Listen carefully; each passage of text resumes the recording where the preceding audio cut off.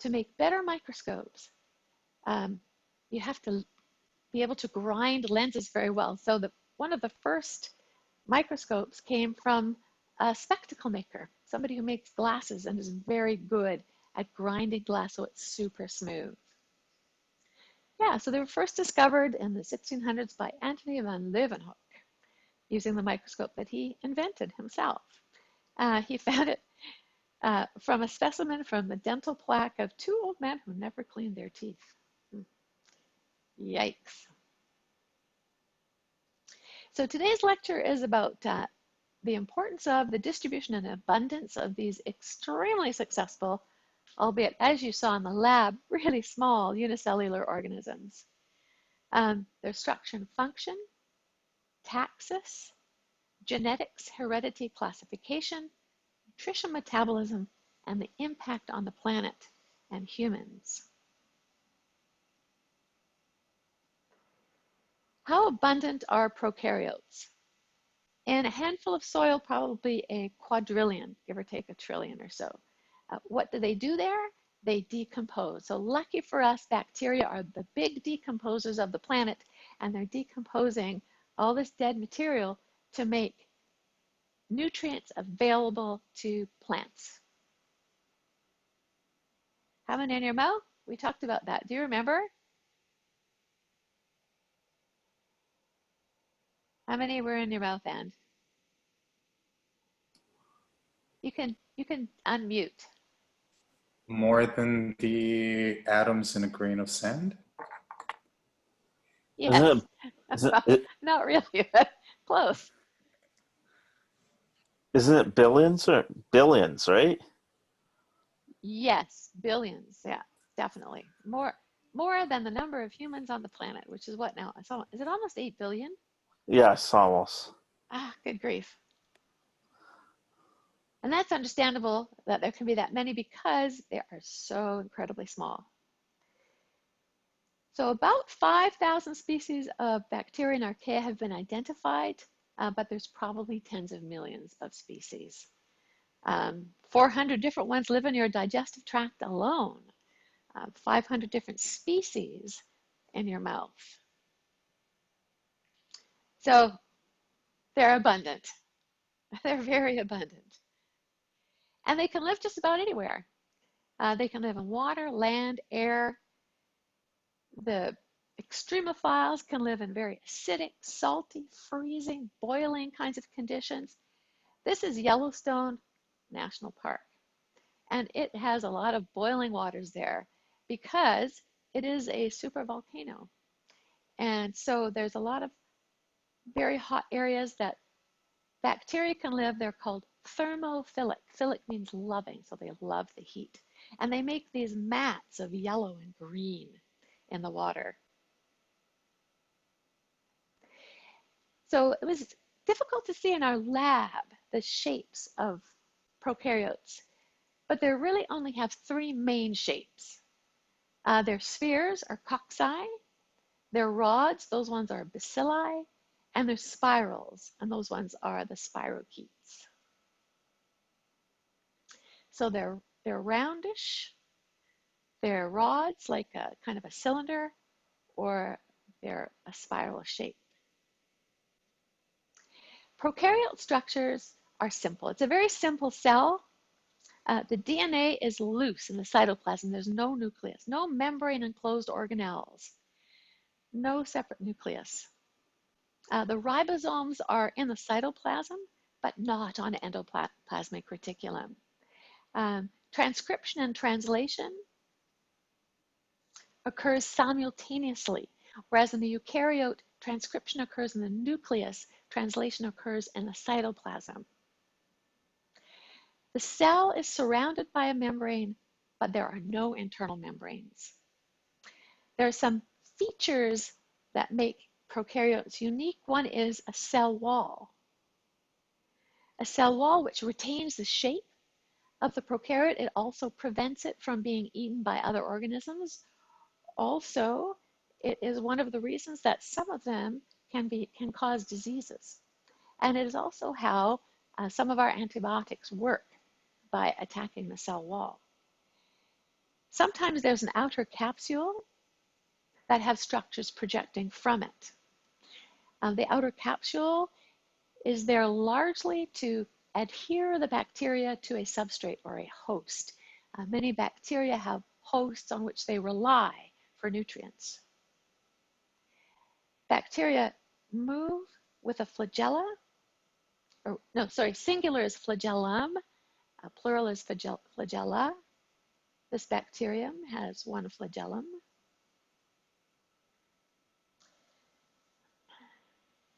These extensions here are known as pili, and pili also can help to adhere the bacteria to a host. One structure bacteria have that are interesting are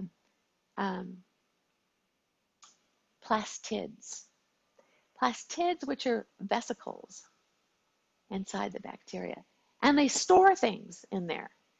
In this particular one, I wanted to show you because it's interesting. It stores PHB granules, and PHB granules are what plastic can be made from, a biodegradable plastic.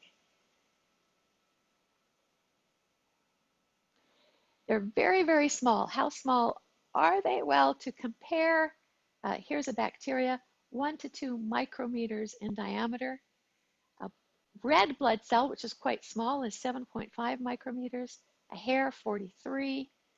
Coarse sand, 870 micrometers. Here is, you might recognize that from the lab, your cheek cell. And thank you very much for submitting them, by the way. I have put them in the summary that I made. And of course, these teeny tiny little bacteria, of which there may be thousands to one human cell. Overall, there are 10 to 1 bacterial cells to human cells in the body. So we're really just kind of a host for a bacteria. Most of them are very useful. The cell wall is very important. It maintains the cell shape. It provides protection from dehydration, and it provides a cell from bursting in a hypotonic environment. Hypotonic means that there are less solutes, so more water, and water goes from a water goes from a low solute to a high solute concentration. So if you're in a hypotonic solution, the water will flow into the cell and it could burst. The cell wall is made of something different than eukaryote cells. Eukaryote cells, like fungi, animalia, and plants, are made of cellulose in plants and chitin in, say, invertebrates. But bacterial cell walls contain peptidoglycan. It's a network of sugar polymers cross-linked by polypeptides. That makes the bacterial cell wall unique. And you can even identify bacteria using the properties of the cell wall. So here, for example, is a gram-positive bacterium. And its cell wall looks something like this. There's the peptidoglycan layer. The gram-negative bacteria has a cell wall like this. Here's the peptidoglycan layer in between an inner and an outer membrane. And that is such a difference that they stain differently when you stain them with violet dye. I guess it's some kind of violet dye. So the gram-positive cells are dark purple, and the gram-negative cells are light pink. So you might be wondering, well, how can you possibly classify bacteria? They're all alike. Well, this is one way in which their differences are. Just like, say, the differences between hair and scales, hair of mammals, scales of reptiles. This is a difference in the cell wall structure that puts these into two different groups of classification. The capsule is very sticky, a polysaccharide or proteins, and it helps the bacteria to adhere to a surface. So for example, the bacteria in your lungs or the bacteria that are in your gut are adhering to the sides so as not to be swept away. Fimbriae and pillae, those are two extensions of the bacterium, and the pillae have some very interesting functions in that they can transport small bits of DNA to another bacterium. Bacteria are very interesting. They can exchange DNA between species. So what Lynn Margulis said once a long time ago, she said that bacteria swim in one huge gene pool. So it makes them very subject to change and mutation and evolution in a very short space of time.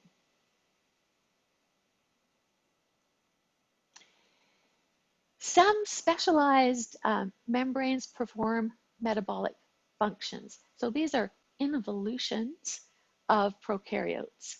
So they're not separate membrane-bound organelles inside the prokaryote. So this is an aerobic prokaryote. That means that it requires oxygen for energy. This is a photosynthetic prokaryote.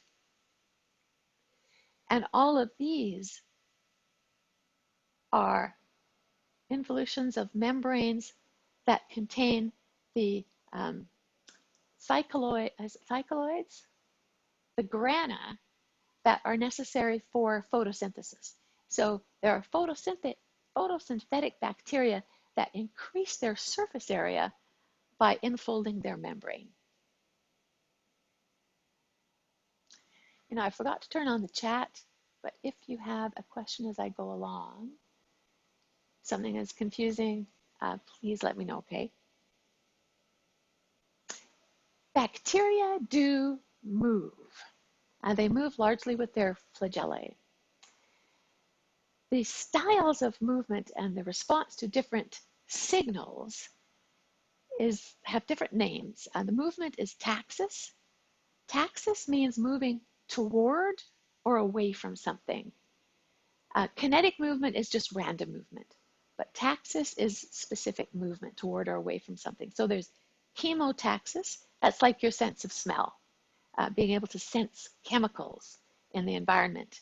So they may move toward food chemicals and away from predator chemicals.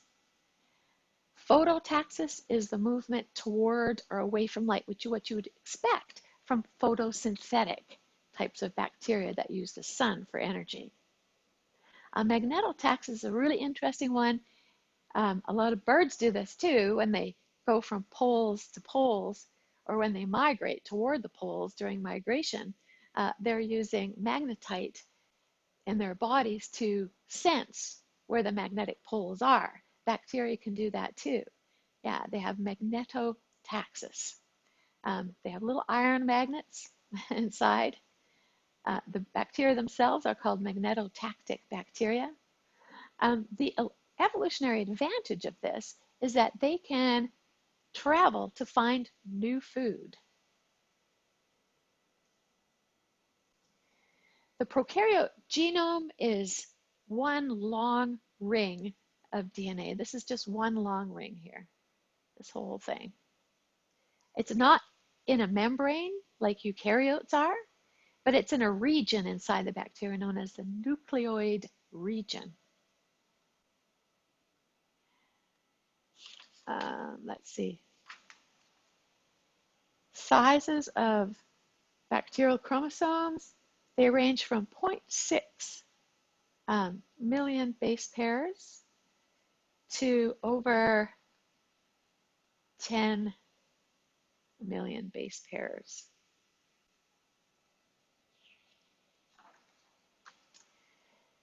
Another super interesting feature of bacteria, sorry, I put my hand on there. There's a bacteria. It has its long circular DNA, but it also has these little circular plasmids, which are circular pieces of DNA. And that is what is transferred between different species and different individuals of bacteria from the pili, which if there's, I don't know if I have this later on, probably, but I'll talk about it now anyway. So here's one bacteria. It's extending a pilus. Here's another bacteria extending a pilus. And these are called sex pili. And they may exchange their plasmids.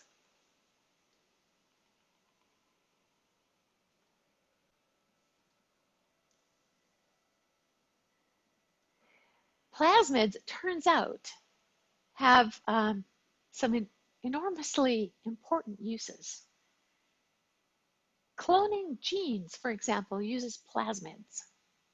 So cloning means making copies of, and there's a huge field right now in that genes are cloned.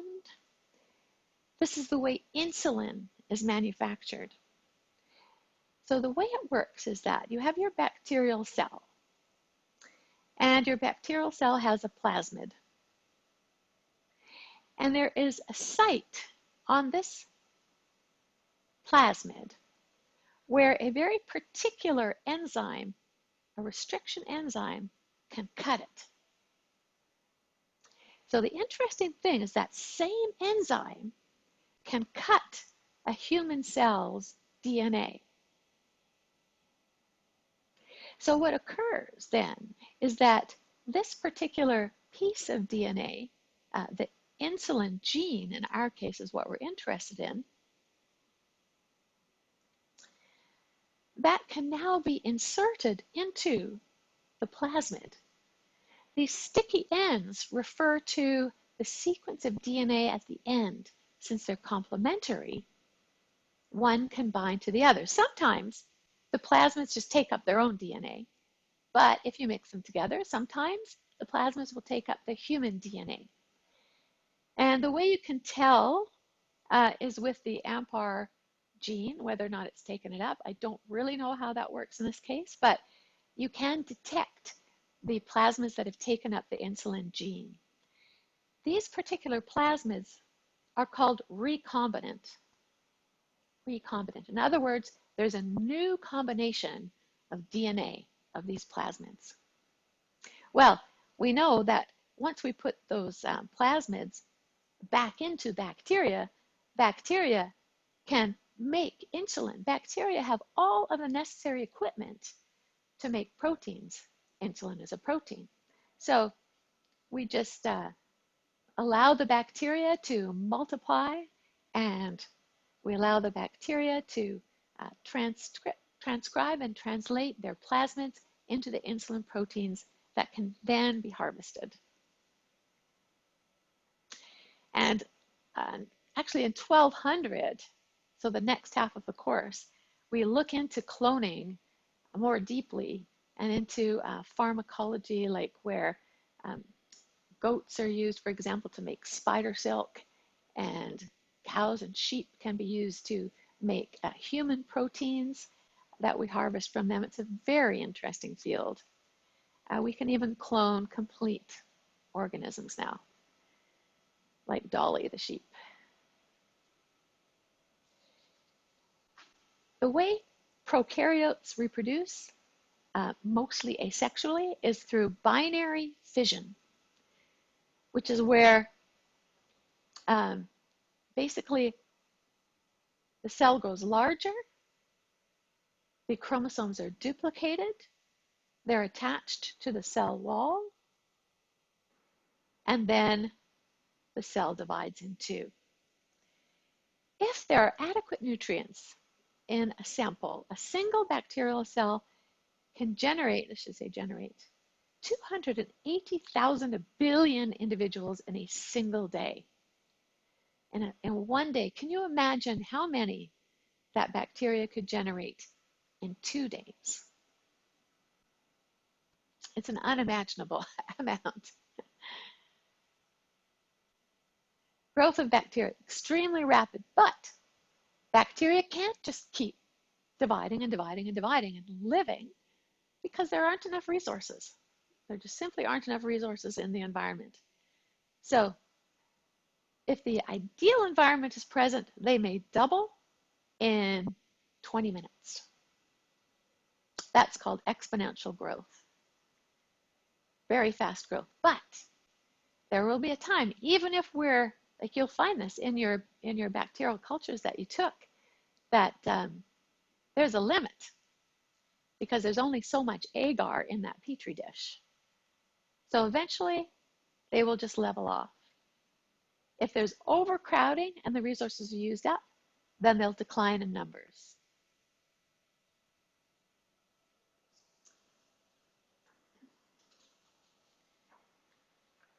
So in order to survive hard times, bacteria can actually make endospores.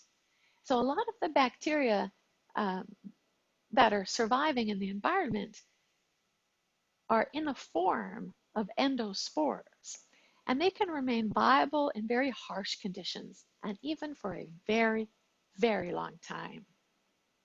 An endospore of the bacteria will be a hardened small particle that contains the DNA and enough equipment so that if conditions get good again, so they find a new host or they land on a new host or they land in water, then they can basically germinate into another bacteria.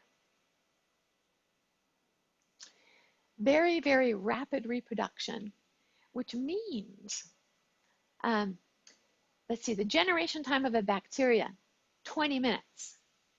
The generation time of a human, about 25 years.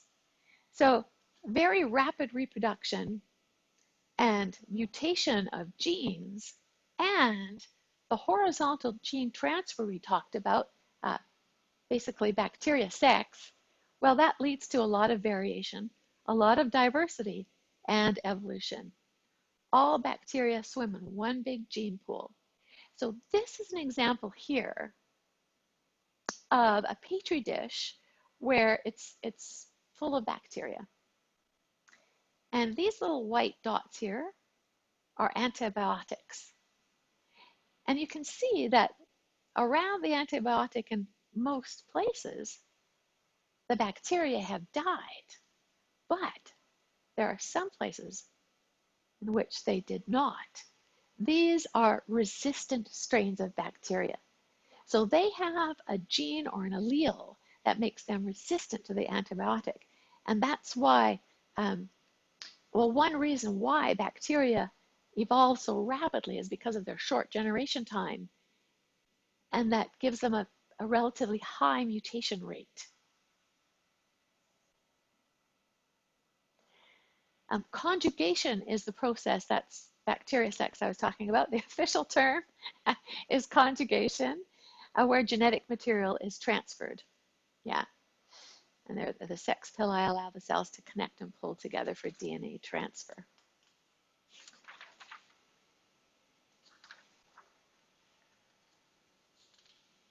Yeah, so I think, now here's a nice example.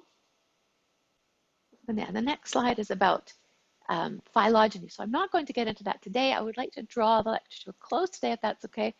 I am taping it, so I'll put it online later. And I'm just going to stop the recording.